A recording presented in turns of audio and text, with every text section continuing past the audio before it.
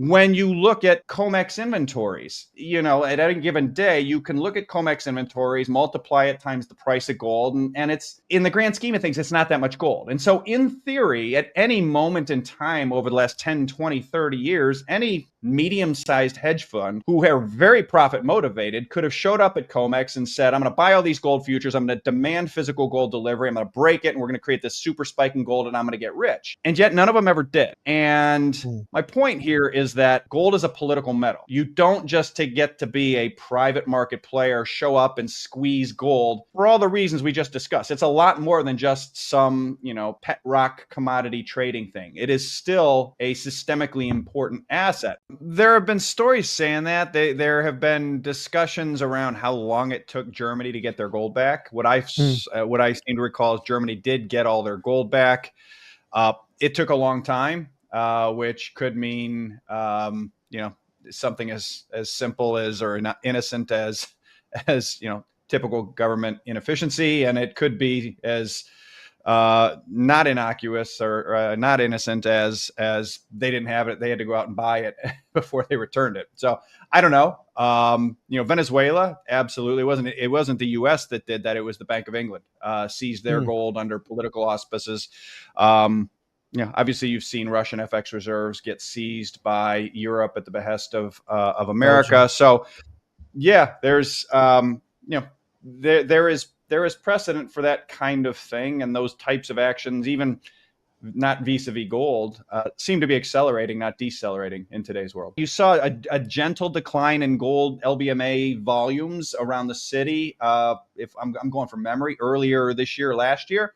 But what I do know is that you could see in U.S. trade statistics starting around December of last year and into the first quarter of this year, somebody was importing so much gold into this country that it had knocked down GDP into a technical recession. In other words, we were importing, and it was gold. There were so many gold imports that the United States, I don't know, whoever tracks that, Bureau of Economic Analysis or Department of Commerce, whoever it was, they were literally stripping gold imports out of the economic data because it made it look like GDP was falling 4% in the first quarter.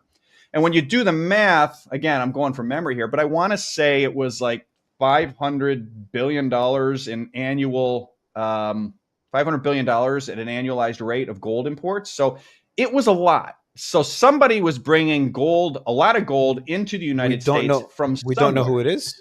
We don't know who it is, but having had conversations with various market players over time in that business, and even looking at what we can see publicly throughout history, right? When the Hunt brothers in 1980 tried to create a run on physical silver, and the system did not want that to occur, they turned COMEX silver into a sell-only futures market, and they basically said, you're not allowed to do that, right? When you look at COMEX inventories, at any given day, you can look at COMEX inventories, multiply it times the price of gold, and it's, in the grand scheme of things, it's not that much gold. And so in theory, at any moment in time over the last 10, 20, 30 years, any medium-sized hedge fund who are very profit motivated could have showed up at COMEX and said, I'm going to buy all these gold futures, I'm going to demand physical gold delivery, I'm going to break it, and we're going to create this super spike in gold, and I'm going to get rich. And yet none of them ever did. And my point here is that gold is a political metal. You don't just get to be a private market player, show up and squeeze gold for all the reasons we just discussed. It's a lot more than just some, pet rock commodity trading thing. It is still a systemically important asset. And so my point here is that whoever was bringing all that gold in had to have been systemically important. So I don't know, and had to effectively have had the blessing of the U.S. government to do that. So whether that was Treasury, whether that was a systemically important financial institution, or in the parlance, too big to fail bank, I don't know. But a gun to my head, I would if I had to guess, it was either the U.S. government or somebody with the U.S. government's blessing or acting as agent for the U.S. government, and specifically the U.S. Treasury. Luke Gromen believes China, Russia, and India have far more gold than they admit. Yes, they are in all likelihood, particularly China, Russia, India, are holding much more gold on an official basis than they have declared. There are ways there's official gold, and then there's gold owned by the government that they have not necessarily declared. So in the case of China, they have different sovereign wealth funds. They have the official central bank FX reserves, but then there are other sovereign wealth funds that may be absolutely controlled by the PBOC or the CCP, but whose gold holdings is not necessarily tallied for official for whatever reason that may be. So yeah, I do think they are.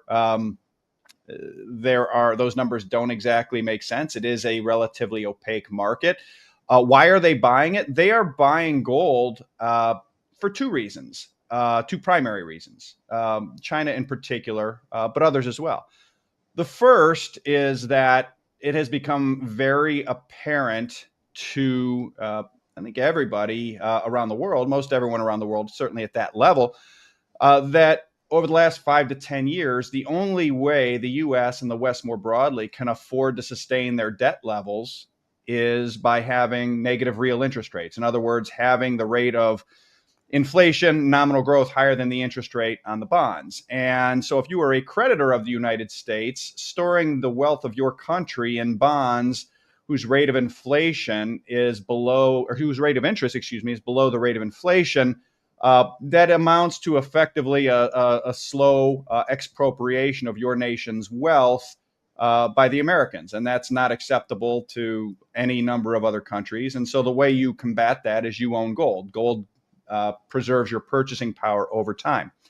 The other major reason they're doing this, and have been for over a decade, particularly as it relates to China and Russia, is that with the weaponization of the dollar and with the position that China and to a lesser extent Russia are in, China does have a very serious issue that's been identified over the last 10, 12 years by a number of different people, which is if, as they continue to grow their economy, they need to buy and import more and more oil and other commodities, and I'll just say oil for short, they need to import more oil to support the growth of their economy and support the amount of debt that they have.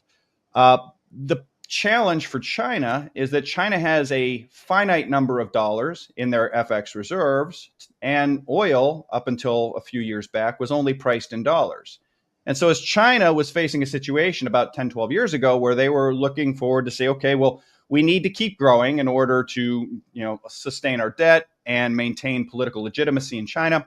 And so we're going to be importing more and more oil and other commodities, and probably means oil prices are going to be going up over time. And so as we import more oil at higher prices, all in dollars against our finite store of dollars, we're going to run out of dollars. And when we run out of dollars, we are going to have a late 1990s Southeast Asia currency crisis. We're going to have to devalue the yuan. We're going to have high rates of inflation. We're going to have a very big drop in living standards. And that is a serious crisis that would lead to questions about political legitimacy in China. And that is simply a non-starter. And so the problem is that while they recognize that problem, they also want to not open up their capital account. They do not want to have free flow of capital in and out of China because they're afraid of a run on yuan that way. And so what they did is come upon a pretty innovative solution, elegant solution, which is they have spent the last 10, 15 years establishing offshore yuan clearing banks and finding oil exporters and other commodity exporters willing to sell the marginal barrel of oil and other commodities in Chinese yuan. Now, why would Russia sell oil in yuan? As much as Putin may not be happy with the US these days, he would still trust dollars over yuan. And the answer is China has provided for net settlement of yuan surpluses that oil exporters would earn in this case in physical gold. So if you are Russia and, oh, by the way, you're getting sanctioned by the West, so you're looking for ways around the dollar system, Russia can sell oil in yuan. They end up with yuan surpluses from selling that oil. And the system that the Chinese and the Russians have been working on for over a decade has been surplus yuan can be used to buy all the goods that are made in China, the factory of the world, and which are getting to be higher and higher quality goods. And if Russia or whoever else still has yuan left over by virtue of this trade, they can recycle that into gold that floats in Chinese yuan terms. And that's a really important part of the deal, because no one may trust the Chinese government, but everybody trusts gold more than the dollar. What's unfolding behind the numbers feels less like coincidence and more like quiet strategy. The movement of hundreds of billions in gold doesn't happen without intent. It's a signal of shifting power within the global financial architecture. While official statements